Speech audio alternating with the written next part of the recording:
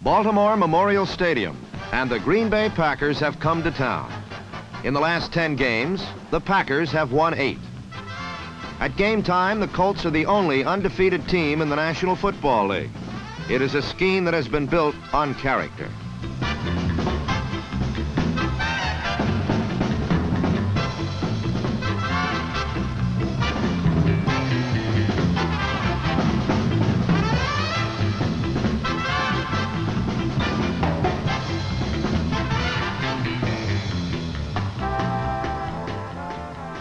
Conservative character will predicate the Baltimore attack today.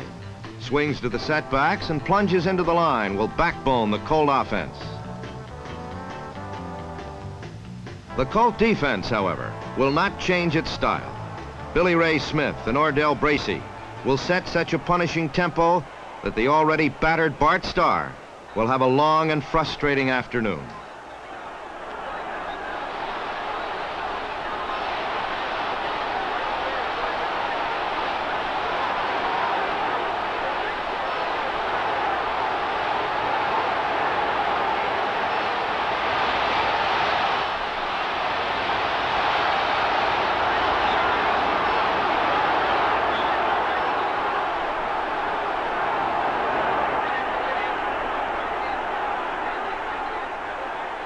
Not a series of downs went by without the inspired defensive play.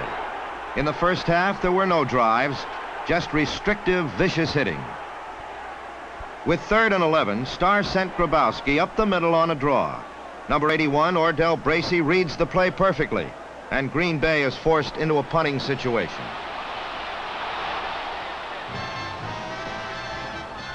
The first series has keynoted the afternoon. Basic, old-fashioned football.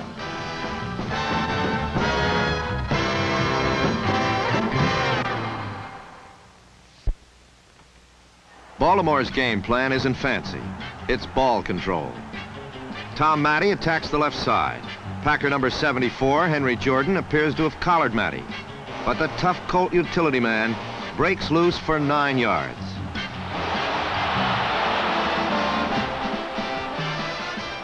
The effort is doubly impressive from the ground. Jordan has positioned himself perfectly, but Matty is running with a determination that belies his 214 pounds.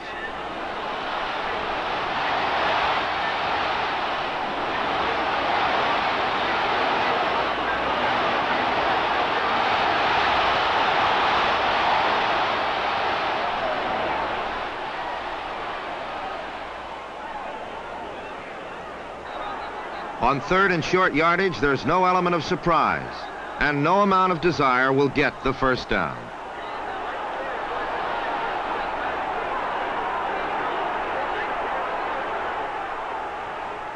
Lou Michaels will try for the 3-pointer from the 32.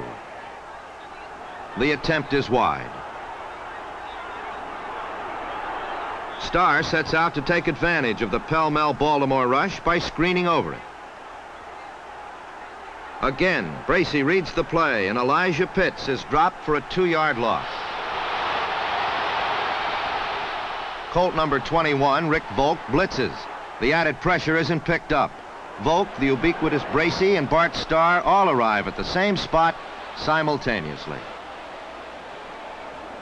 During the course of the afternoon, Starr will lose 44 yards, attempting to pass on 6 separate occasions.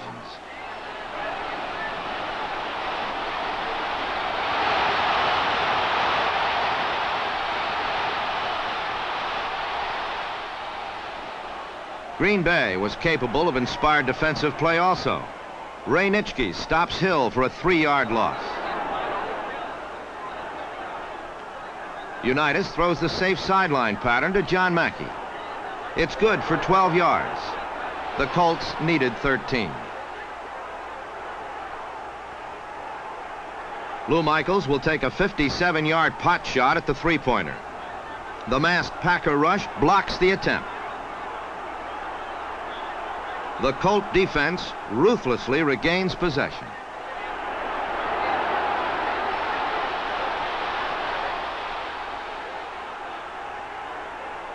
Perhaps it was the finger-numbing cold that frustrated the Baltimore air attack. More likely, it was the indefatigable rush, coupled with especially tight secondary coverage.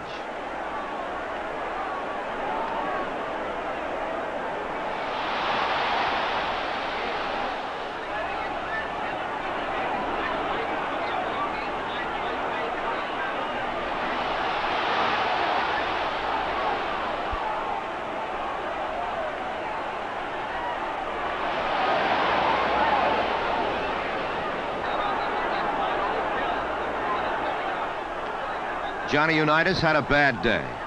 By the end of the first quarter, Unitas will have picked up only 16 yards in 8 passing attempts.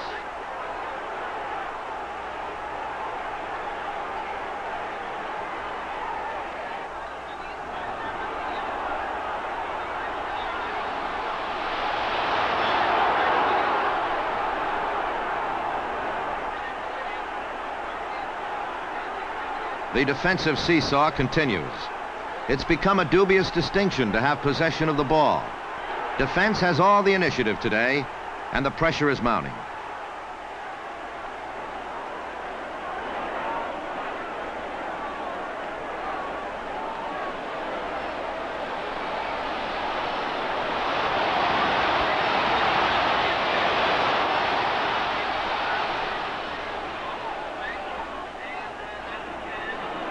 The pattern of the first quarter will extend into the second. Defensive pressure. Hill breaks over the left side for what appears to be a solid gain, but the ball pops loose.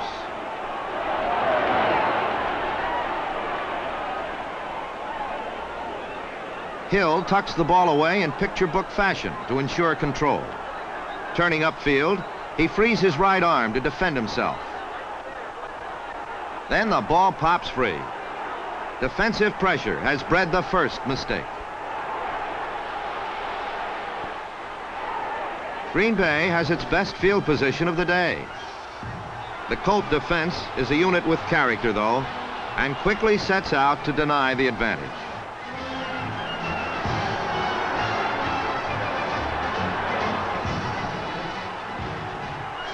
After 3 downs, it's 4th and 19. Don Chandler will make the attempt from the Colt 49. After almost 18 minutes, the first score is recorded. Packers 3, Colts nothing.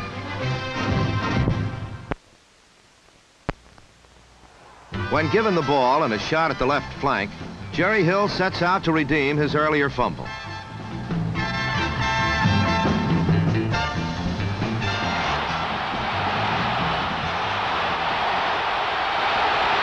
The Colt fullback busts one tackle and, sensing the inevitable, draws a bead on 260-pound Ron Kostelnik. Hill's drive suggests the 50-pound edge in his favor.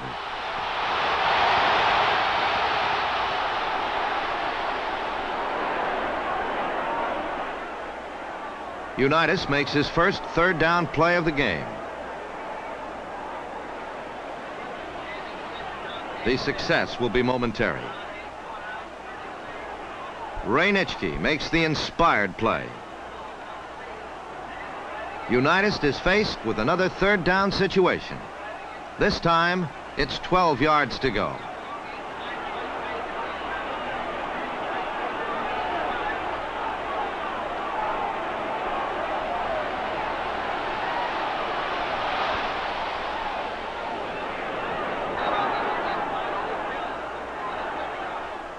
The Packers transfer their momentum to offense. Starr targets Carroll Dale. Coming off his knees, Dale fights for a couple more yards.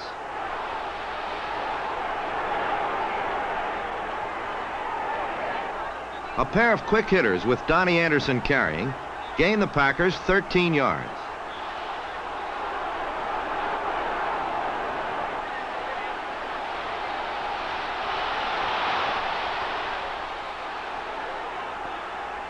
On a good call, Starr swings Ben Wilson. The pass caroms off his fingertips, and Don Shinnick intercepts. The Packers force the Colts to punt and keep pressing. Wilson burrows for 7 before Lenny Lyles puts an abrupt halt to his progress.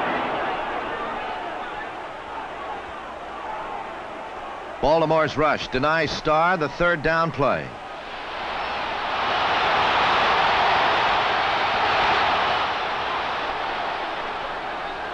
When the Colts take over, the Green Bay front four hands Unitas the same medicine.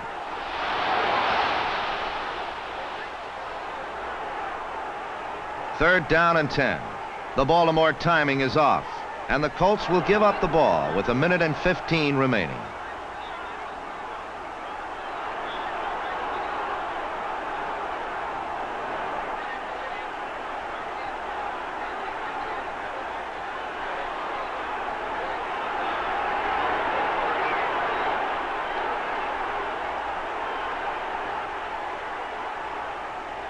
From their own 13, Green Bay will launch the most sustained drive of the half.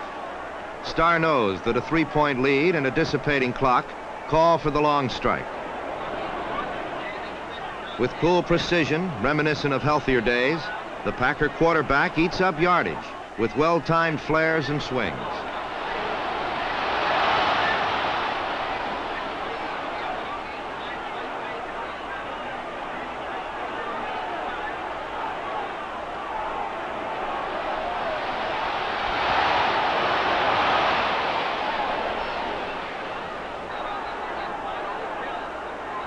With 14 seconds remaining, Starr displays the ultimate poise.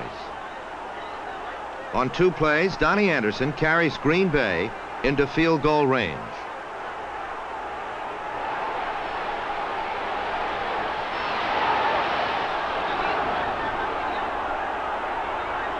With 3 seconds remaining, Chandler goes for a 41-yard attempt. It's no good. Wide to the right. At the half, the Packers held a slim 3-0 lead.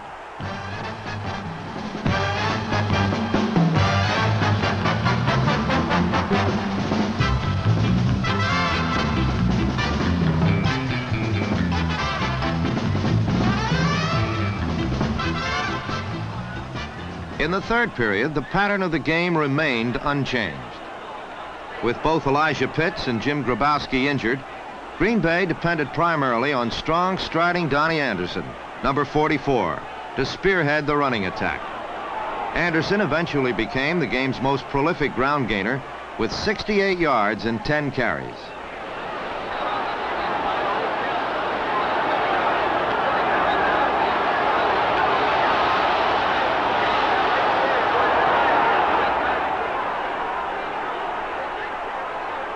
"6'5" Boyd Dowler, number 86, was Starr's most frequent target on medium-range passes into the Colts center.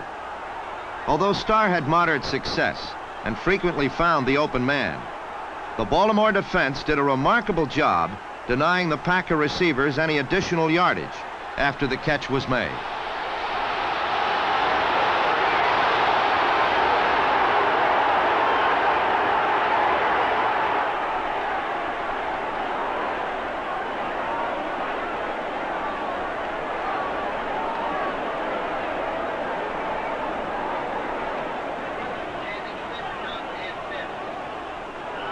If the receiver managed to elude one tackler, there was always another blue jersey to take his place.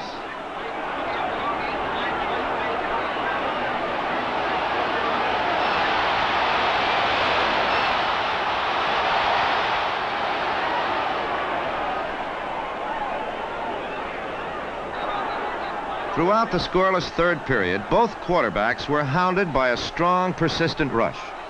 Billy Ray Smith, number 74, stunning and twisting and playing with the restrained insanity that is his particular style, often found access to the bruised body of Bart Starr.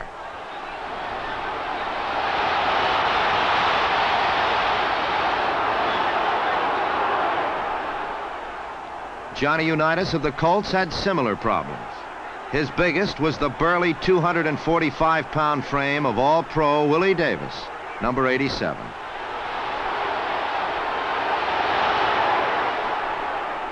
Davis played opposite Baltimore's young right tackle, Sam Ball, number 73. Ball, willing but inexperienced, often fell victim to the power and guile of the veteran Packer end.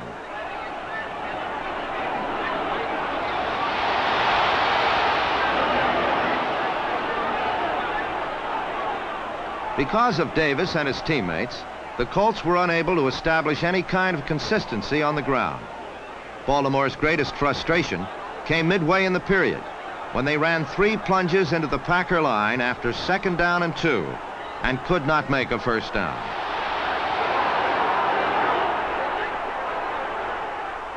Green Bay's secondary was as effective as always. Unitas was allowed only 1 completion in the entire 3rd quarter. With the Colts on the Green Bay 40, this interception by Willie Wood closed the door on a possible Baltimore scoring drive.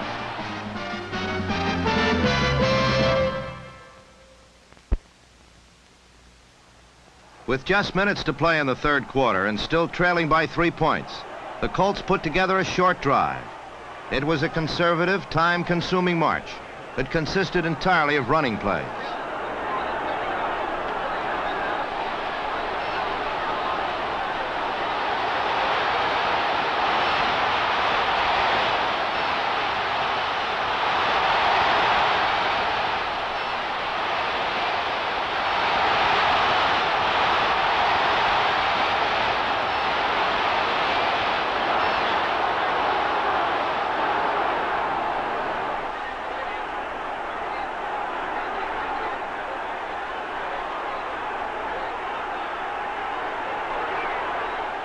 The Colts covered 43 yards, with halfback Tony Lorick personally accounting for 38 of them.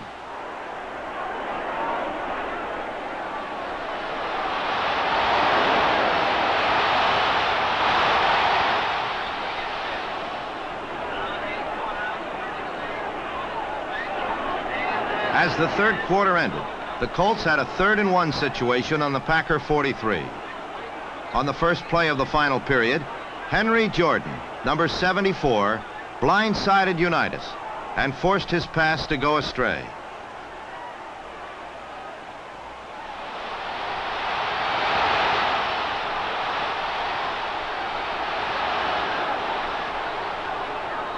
For the 2nd time in the half, the Colts had a 4th and 1 situation in Packer territory.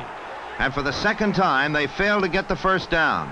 Ray Nitschke stopped Lenny Moore at the line, and Green Bay took possession. Behind the intelligent marshaling of Bart Starr, the Packer offense began a counterattack.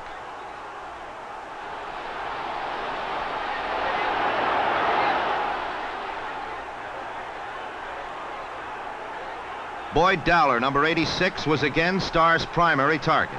He caught 2 passes for 2 first downs.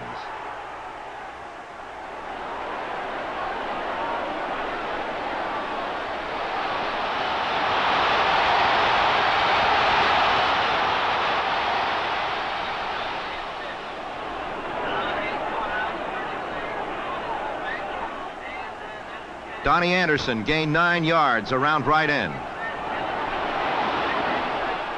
2 plays later, Starr flooded the Colts secondary with receivers and forced rookie linebacker Ron Porter, number 55, to cover the speedy Anderson. Anderson was wide open and gathered in a 31-yard touchdown pass. Green Bay 10, Baltimore nothing with 11 minutes to play in the game.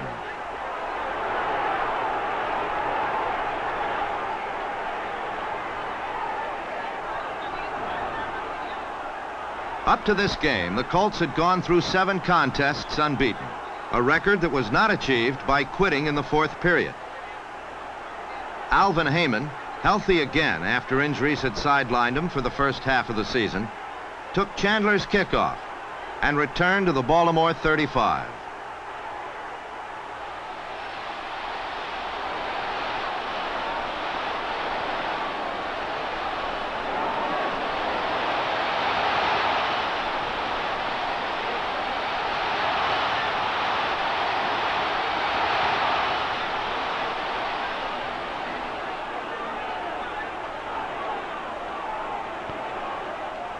Up to this time, John Unitas had completed only 9 passes for a paltry 44 yards. But as the 4th period wore on, he and the Colts slowly gained momentum.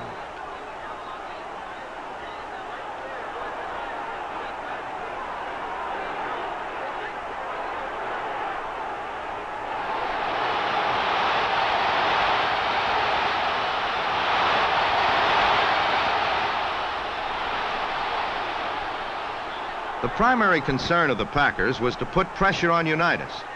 But given time, the superb Baltimore quarterback can solve the riddle of any defense, as he began to do over and over again in the waning moments of the game.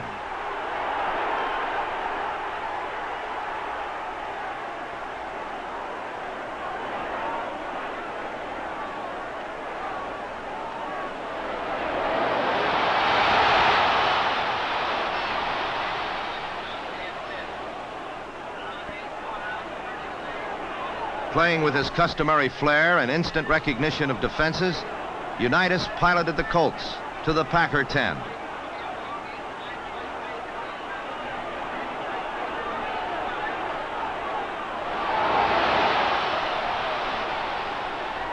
On first down, Tom Matty's pass to Willie Richardson was too long and incomplete.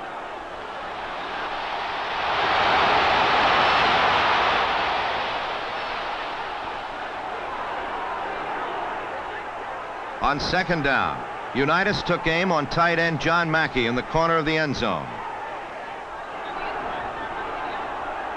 Tom Brown deflected the pass at the last instant.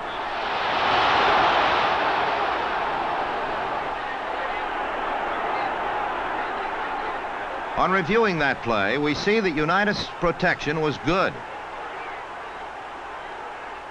And Mackey had gained a step on Brown. But the pass fell short and bounced off the desperate fingers of the Packer safety. But it was only a temporary setback for the Colts. On the next play, third down, Unitas sent Alex Hawkins to the other corner of the end zone and delivered a perfectly thrown pass for Baltimore's first score.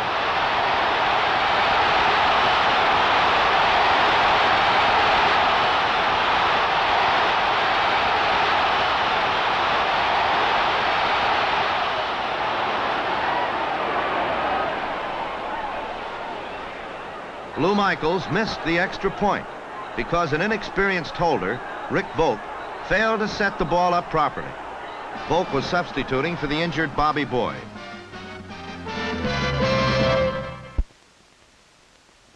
On the following kickoff, Michaels and Volk promptly made amends.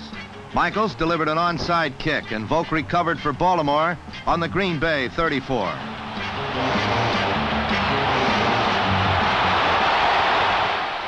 With 2 minutes to play in the game and the Colts in excellent scoring range, the offense sputtered. A 4-yard plunge by Tony Lorick and 2 incomplete passes left the Colts facing a 4th down and 6 at the Packer 30.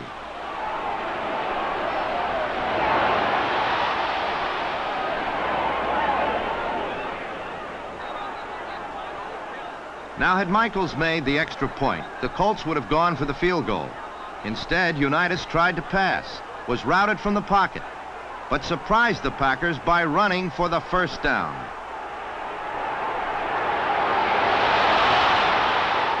By a half a yard, Unitas had kept the Colts alive. On the next play, with 90 seconds to go, he threw the winning touchdown pass to Willie Richardson. The game-winning touchdown was a combination of good planning and good effort. Packer cornerback Herb Adderley was anticipating a sideline pattern which would stop the clock. He conceded Richardson a half step to the inside. This scant margin was all Richardson needed, as he slanted over the middle, made a fine catch, and went in for the touchdown.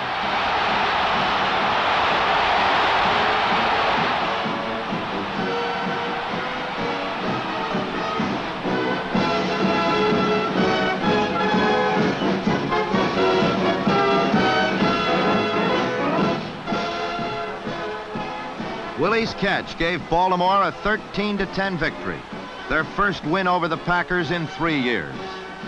With this stirring triumph over the world champions, the Colts have installed themselves as clear-cut favorites in the race for the NFL title.